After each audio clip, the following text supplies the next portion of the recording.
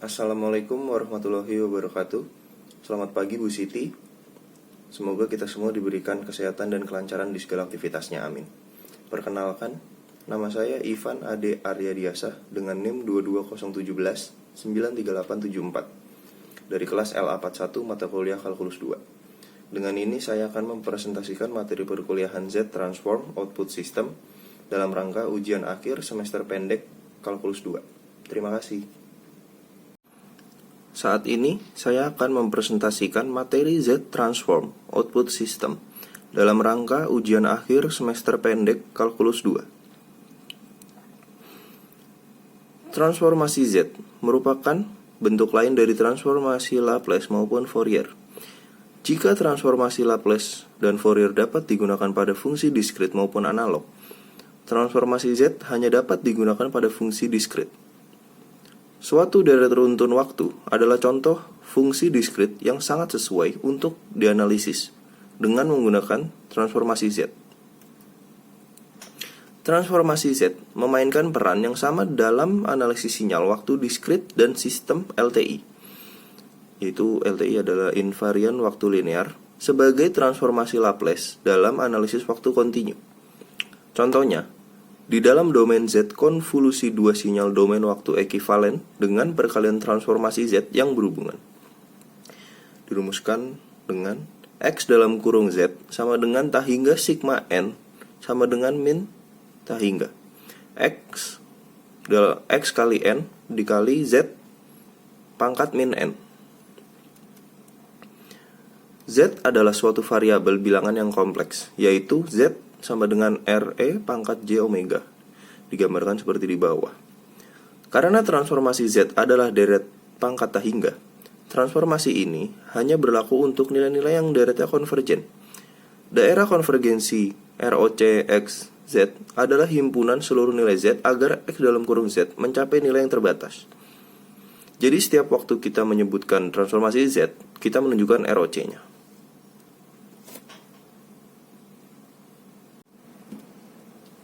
Daerah konvergensi. Nilai Z menyebabkan X dalam kurung Z konvergen didefinisikan pada daerah di bidang Z yang disebut daerah konvergensi atau region of convergence, yaitu ROC. ROC sendiri didefinisikan dalam Z berupa daerah pada bidang Z yang dibatasi oleh lingkaran. Kemudian ada rumus inverse transformasi Z yang dirumuskan seperti rumus tersebut. Dapat menghitung langsung integral dan mengekspansi pecahan parsial dan melihat tabel pasangan transformasi.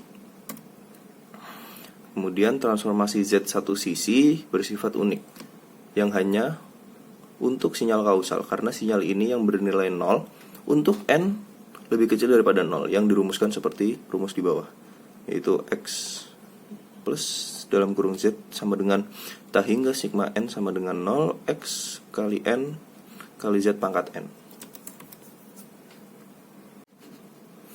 Kemudian masuk ke contoh soal, terdapat pertanyaan seperti tentukan inverse transformasi Z dari X dalam kurung Z sama dengan 6Z pangkat 3 ditambah 2Z pangkat 2 minus Z per Z pangkat 3 minus Z pangkat 2 minus Z plus 1.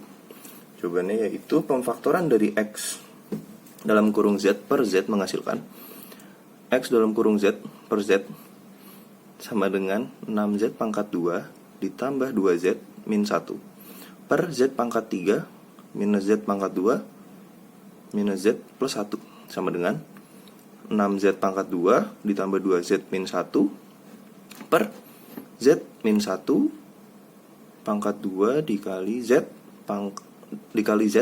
plus 1, yang hasilnya adalah X dalam kurung Z per Z sama dengan B2 per Z min 1 pangkat 2 ditambah B1 per Z min 1 ditambah A per Z plus 1. Kemudian contoh kedua, tentukan output dari suatu sistem LTI linear time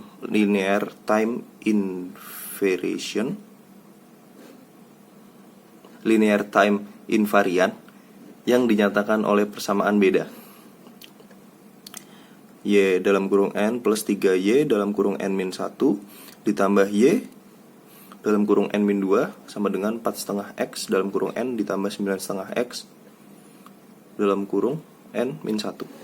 Kemudian Y dalam kurung min 1 sama dengan min 8,5. Kemudian Y dalam kurung min 2 sama dengan 7,5. Dengan input X dalam kurung N sama dengan 0 menjadi Y dalam kurung N sama dengan YZI per N. Jawabannya seperti ini. Kemudian dirangkai turun ke bawah, berlanjut ke,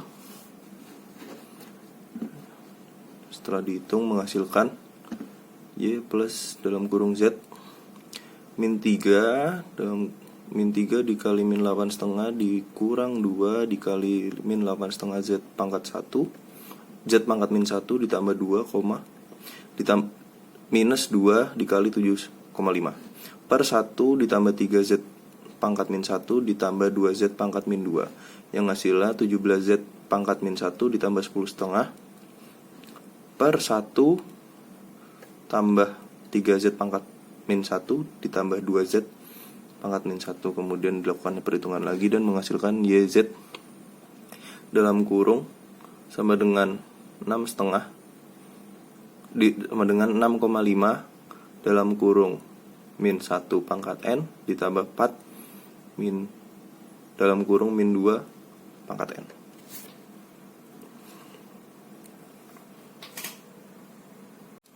Contoh soal selanjutnya adalah tentukan inverse transformasi Z dari X dalam kurung Z sama dengan 1 per 1 min 1,5 Z pangkat min 1 ditambah 0,5 Z pangkat min 2. Dan jika ROC sama dengan Z mutlak lebih besar daripada 1. Ekspansi pecahan parsial dari X dalam kurung Z menghasilkan X dalam kurung Z sama dengan 2 per 1 min Z pangkat min 1 dikurang 1 per 1 min 0,5 Z pangkat min 1. Dan didapat P1 sama dengan 1 dan P2 sama dengan 0,5. Jika ROC adalah Z mutlak lebih besar dari 1, maka sinyal X dalam kurung N adalah sinyal kausal. Sehingga X dalam kurung N sama dengan 2U dalam kurung N minus 0,5 pangkat N U dalam kurung N sama dengan 0 minus 0,5 N U dalam kurung N. Kemudian kesimpulannya adalah transformasi Z dalam pengolahan sinyal mempunyai aturan yang sama dengan transformasi Laplace. Kemudian transformasi Z selalu ditentukan ROC-nya. Terima kasih atas perhatiannya. Terima kasih ya Bu. Semoga bimbingan Ibu membuahkan hasil kepada saya dan mohon maaf jika ada materi yang masih belum saya pahami. Terima kasih atas bimbingannya selama ini Bu. Mohon maaf jika kami memiliki salah. Semoga saya mendapatkan nilai terbaik dari Ibu dan saya bisa lulus mata kuliah kalkulus 2. Terima kasih Bu. Assalamualaikum.